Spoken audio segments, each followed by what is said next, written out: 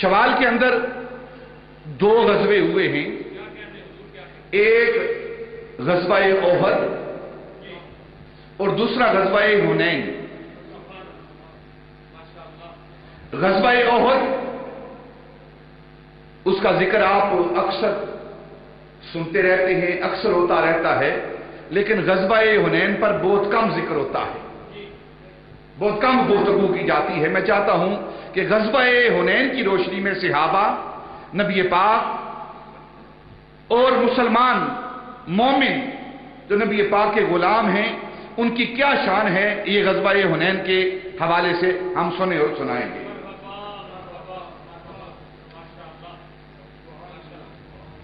ये हुनैन एक वादी का नाम है जो मक्कातुल मुकर्रमा से 14 या 15 मील के फासले पर है,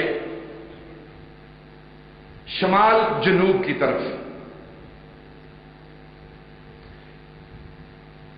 इस वादी में जो लोग रहने वाले हैं, जो कबीला रहने वाला है, उसका नाम है हवाज़न, कबीला हवाज़न। कबीला सकीफ, कबीला हवाज़न, तारीख पढ़ने वाले, अरब की तारीख पढ़ने वाले, अरब के कबाइल की तारीख पढ़ने वाले, वो जानते हैं कि कबीला हवाज़न की शान क्या है, कबीला सकीफ की शान क्या है। ये कबीला सकीफ वो कबीला है, नबी पाक सल्लल्लाहु अलैहि वसल्लम ने एक हदीस पाक बयान फरमाई, एक इरशाद फरमाया कि शाबान की 15वीं रात को अल्लाह रब्बुल इज्जत कबीला सकीफ और कबीला बनी बकर, दोनों के नाम आते हैं, उसकी बकरियों की बालों की मिकदार में अल्लाह रब्बुल इज्जत अपने महबूब के उम्मतियों को बख्शता है।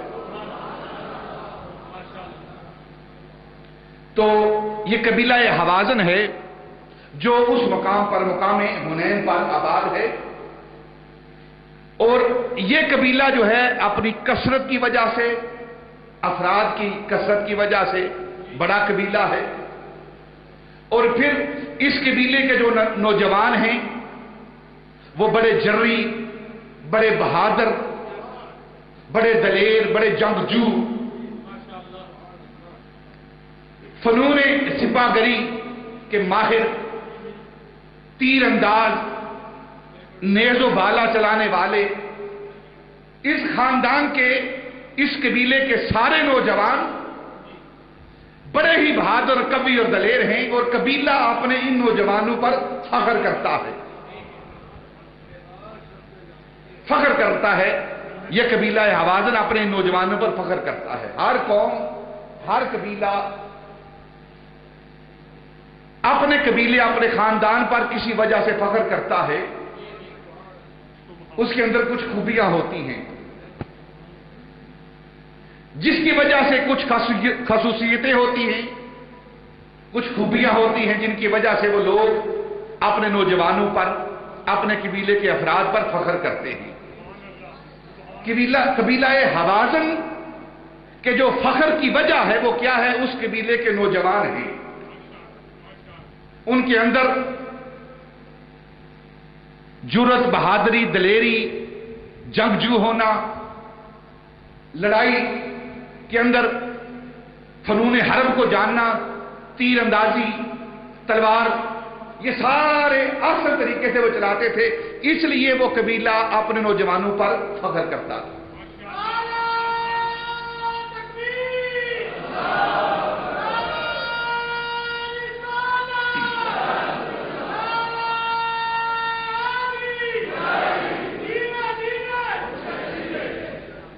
हर कौम, यहां एक फिक्र की बात कर रहा हूं, हर कौम अपने अफराद पर फख्र करती है, अपनी खसूसियतों पर, काबिलियतों पर फख्र करती है।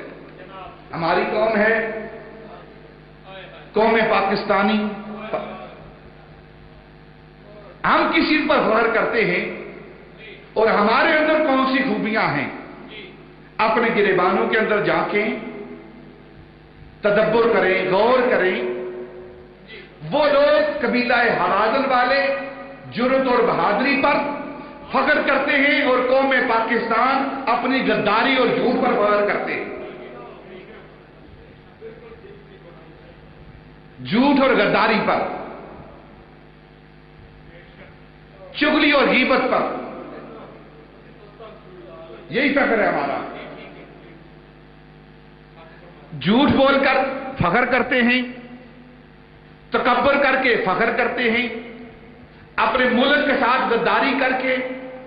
یہ جو ہمارے حکمران ہیں، یہ جو ہمارے سیاستدان ہیں، ملک کے ساتھ غداری کر کے، ملک کو دھوکہ دے کر، قوم کو دھوکہ دے کر اللہ اور اللہ کے رسول کی بات نہیں کر رہا کہ ان کے ساتھ یہ دھوکہ کرتے ہیں، ان کے ساتھ غداری کرتے ہیں۔ نہیں، ان کا اللہ اور اللہ کے رسول کے ساتھ کوئی تعلق نہیں ہے۔ اللہ اور اللہ کے رسول کے ساتھ ان لوگوں کو کوئی تعلق نہیں ہے۔ دیکھیں نا، نہ کبھی عید، نہ کبھی جمعہ، نہ کبھی نماز، نہ کبھی نیکی کا کام۔ کبھی دیکھا آپ نے؟ کبھی نہیں۔ کبھی احکام شریعت کی بات، جب بھی بات ہوتی ہے شریعت کی مخالفت ہوتی ہے، جب بھی بات ہوتی ہے جہاد کی آیات کو منسوخ کر دو، جب بھی بات ہوتی ہے رشوت کی بات ہوتی ہے، سود کی بات ہوتی ہے، جب بھی بات ہوتی ہے جو اللہ رب العزت کے احکام ہیں ان کو ختم کرنے کی بات ہوتی ہے، جو نبی پاک صلی اللہ علیہ وسلم کی ذات کے حوالے سے قوانین ہیں توہین رسالت کے، ان قوانین کو ختم کرنے کی بات کی جاتی ہے، تو اس کا مطلب یہ ہے کہ ان لوگوں کا اللہ اور اللہ کے رسول کے ساتھ کوئی تعلق نہیں ہے۔ چلو اللہ اور اللہ کے رسول کے ساتھ کوئی تعلق نہیں، پاکستان کے ساتھ تو تعلق ہے نا، اس ملک کے رہنے والے ہیں، باسی ہیں یہاں کے، حکمران ہیں یہاں کے، تو اس ملک کے اندر رہ کر حکمرانی کر کے پھر بھی اس ملک کے ساتھ غداری کرتے ہیں، جھوٹ بول کر قوم کو دھوکہ دے کر اس پر فخر کرتے ہیں۔ یہ ہے پاکستانی قوم اور پاکستانی لیڈر جو ہیں ان کی فخر کی بات۔ ہر قوم اپنی خوبی پر فخر کرتی ہے اور پاکستانی قوم جھوٹ بول کر، دعا دے کر، غداری کر کے پھر اس بات پر فخر کرتے ہیں۔ ملک کے ساتھ غداری، قوم کے ساتھ غداری اپنا طریقہ ہے، اپنا ظرف ہے۔ پہلے لوگ، پہلے قبیلے، عرب کے جو قبائل ہیں وہ اپنی بہادری پر، جرأت پر،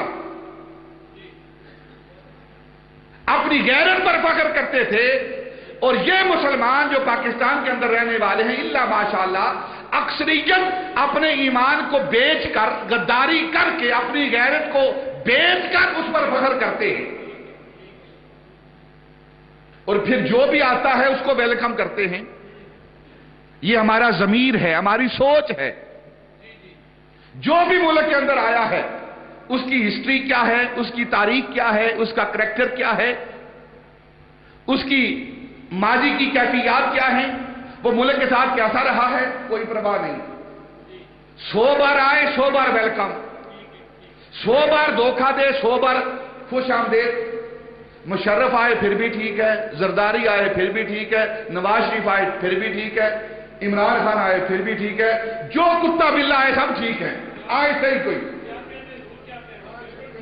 یہ ہمارا ضمیر ہے، یہ غیرت ہے ہماری۔ دیکھیں نا، جو بھی آتا ہے اس کا کریکٹر دیکھنا چاہیے، اس کا کردار دیکھنا چاہیے، اس نے ہمارے ساتھ کیا کیا ہے، ملک کے ساتھ وفاداری کیسی ہے، اس قوم کے ساتھ وفاداری کیسی ہے، یہ دیکھنا چاہیے۔ نہیں، کوئی نہیں، جو آیا ہے جو مرضی کرتا ہوا آئے، سارا مال لوٹ کر لے جائے، غیرت بیچ کر چلا جائے، پھر آئے پھر ویلکم، پھر خوش آمدید۔ کیا ہمارا اتنا ہی معیار گرا ہوا ہے؟ اتنے ہی گئے گزرے ہیں ہم؟ نہیں، ہمارے اندر غیرت ہونی چاہیے کہ کس کو خوش آمدید کہنا ہے اور کس کو مسترد کرنا ہے، کس کو ویلکم کرنا ہے اور کس کو ریجیکٹ کرنا ہے۔ ہماری سوچ، ہماری دماغ کے اندر یہ بات ہونی چاہیے۔ کون اس قابل ہے کہ ہم انہیں آنکھوں میں بٹھائیں، اور کون اس قابل ہے کہ ہم ان کی پشت پر جوتے ماریں؟ یہ ہمیں شعور ہونا چاہیے۔ اور یہ شعور کیسے آئے گا؟ جب ہم اپنی ذات سے باہر نکل کر اپنے ملک کے لیے، اپنے ملک کے مفاد کے لیے سوچیں گے، پھر یہ سوچ آئے گی۔ آج تک جو ہو رہا ہے وہ ذاتی مفاد ہے. ووٹ اس لیے دیتے ہیں، چاہے پیپلز پارٹی ہو، نواز شریف ہو، کوئی بھی لیگ ہو، اس لیے ووٹ دیتے ہیں کہ وہ ہمارے جو برے کام ہیں ان میں ہماری وہ حمایت کریں گے. جیسے وہ چور چکے ویسے یہ عوام چور چکی، جیسے یہ ویسے وہ، جیسی رعایا ویسے حکمران. میرے آقا تاجدار مدینہ صلی اللہ علیہ وسلم نے فرمایا کہ قوم کا کردار اس پر حکومت کرے گا. یہ حدیث پاک ہے. قوم کا کردار جو ہے وہ اس پر حکومت کرے گا. جو ہمارا کردار ہے وہ ہم پر حکومت کر رہا ہے. چوری، ڈکیتی، جھوٹ، یہ سب ہمارے اندر موجود ہے اور یہ ہمارا کردار ہے. اور اس کردار کی وجہ سے جو ہمارے حکمران ہیں وہی ہم پر حکومت کر رہے ہیں، وہی حکومت کر رہے ہیں. جب عوام کے اندر شعور ہوگا، کیونکہ ہم ہی سلیکٹ کرتے ہیں، ہم ہی ووٹ دیتے ہیں، اور کس کو ووٹ دینا ہے جب ہمیں پتہ ہی نہیں، کس کا انتخاب کرنا ہے یہ پتہ ہی نہیں، اور اگر کرنا ہے تو کسی بدماش کا کرنا ہے تو پھر بعد میں گلہ کرتے ہیں. پھر گلہ تو نہیں ہے، پھر گلہ نہیں ہے. ہمیں سوچنا چاہیے کہ کیا کرنا ہے، کس کو انتخاب کرنا ہے، منتخب کرنا ہے ہم نے. تو پاکستانی قوم جو ہے اس کا رونا یہ ہے کہ یہ چوری، ڈکیتی، غداری، جھوٹ، فراڈ، دھوکے پر فخر کرتی ہے. ہم جھوٹ بول کر اپنے مسلمان بھائی کو دھوکہ دے کر پھر فخر سے کرتے ہیں کہ فلاں کے ساتھ ہم نے دھوکہ دے کر اس کا مال کمایا ہے، جھوٹ بول کر میں نے اپنا مال بیچ دیا ہے. یہ شرم کی بات ہے، فخر کی بات نہیں. فخر کی بات نہیں، یہ شرم کی بات ہے. فخر کی بات کیا ہے کہ تو اپنے ملک کے لیے، اپنے بھائی کے لیے، اپنے ہمسائے کے لیے، اس ملک کی مٹی کے لیے اپنا سب کچھ قربان کر دے لیکن ملک کو قربان نہ کرے. یہ فخر کی بات ہے.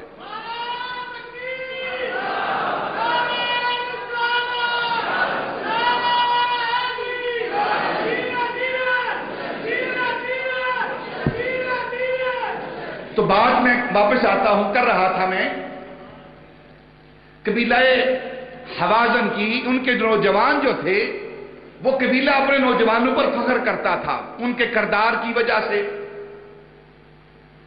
ان کے جنگجو ہونے کی وجہ سے، بہادر دلیر ہونے کی وجہ سے، غیرت مند ہونے کی وجہ سے وہ قبیلہ اپنے نوجوانوں پر فخر کرتا تھا. اور ہمارے جو والدین ہیں اکثریت اللہ ماشاءاللہ بہت کم ہیں جو اس بات کی طرف توجہ دیتے ہیں، لیکن اکثریت والدین کی وہ ہے کہ اپنے بیٹے سے مال چاہتے ہیں کہ مال لے کر آؤ. کہاں سے لے کر آنا ہے یہ کوئی ہیڈک نہیں، چوری کر کے لاؤ، ڈاکہ ڈال کے لاؤ، یا کسی طریقے سے مال لاؤ. یہ والدین کی ڈیمانڈ اور تمنا ہوتی ہے.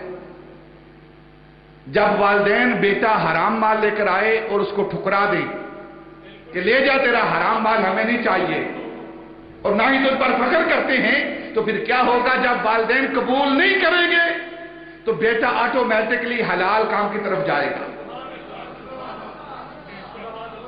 لیکن جو حرام مال لے کر، زیادہ مال لے کر، رشوت کا مال لے کر آتا ہے نا، تو والدین فخر کرتے ہیں ہمارا بیٹا بڑا لائق ہے، بہت کماؤ پتر ہے. کہاں سے لایا ہے یہ نہیں دیکھتے. پتہ ہوتا ہے والدین کو یہ رشوت لے کر آیا ہے، چوری کر کے آیا ہے، ڈاکہ ڈال کے آیا، کسی گولی مار کے، کسی کی جیب کاٹ کے پیسے لایا ہے، لیکن قبول کر لیتے ہیں اور ساتھ تعریف کرتے ہیں. جب اس طرح کے والدین ہوں گے، اس طرح کے بیٹے ہوں گے تو پھر پاکستانی معاشرے جیسا ہی معاشرہ ہوگا. اور ایک بات، ایک جملہ کہتا ہوں کہ جس ملک میں سب کچھ چلتا ہے نا، جس ملک میں سب کچھ چلتا ہے وہ ملک نہیں چلتا.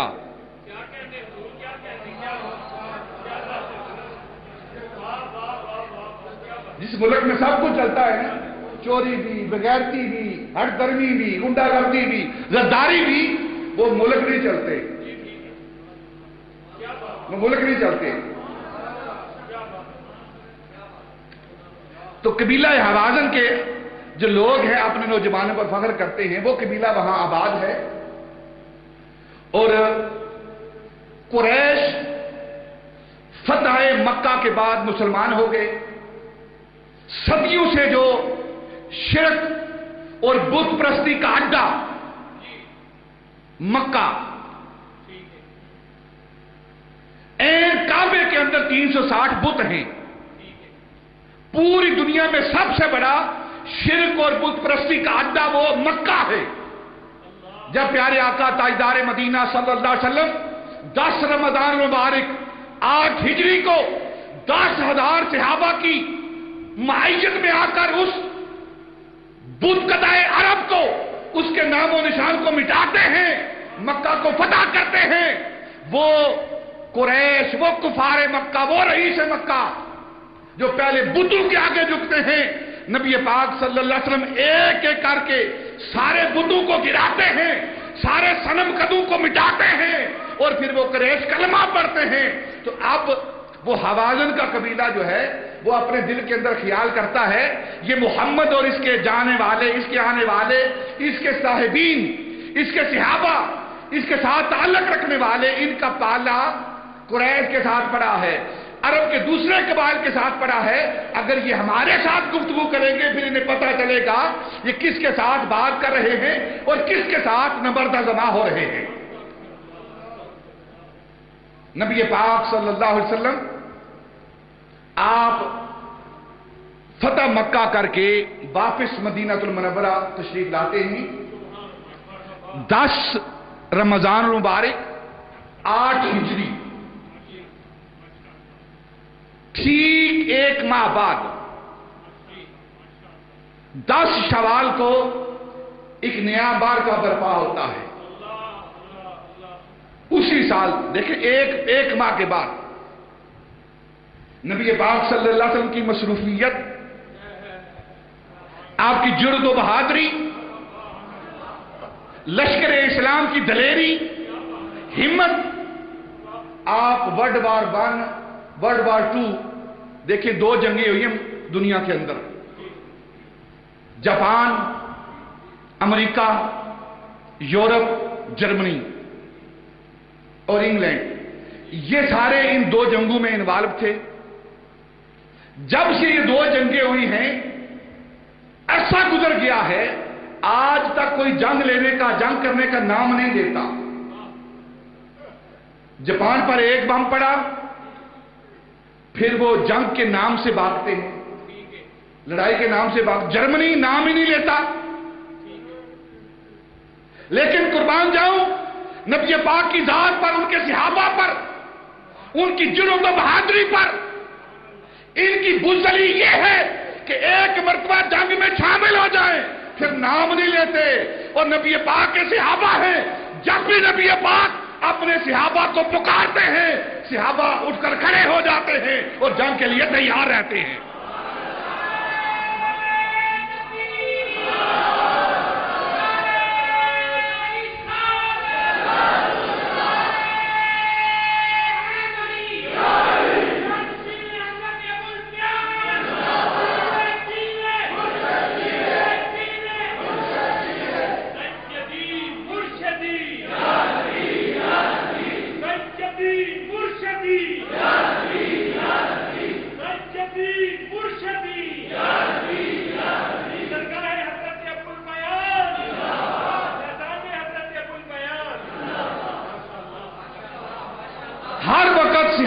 جان قربان کرنے کے لیے تیار ہے، اپنے محبوب کے قدموں پر، اپنے محبوب کے حکم پر اپنا تن من دن سب کچھ قربان کرنے کے لیے تیار بیٹھے ہوئے ہیں.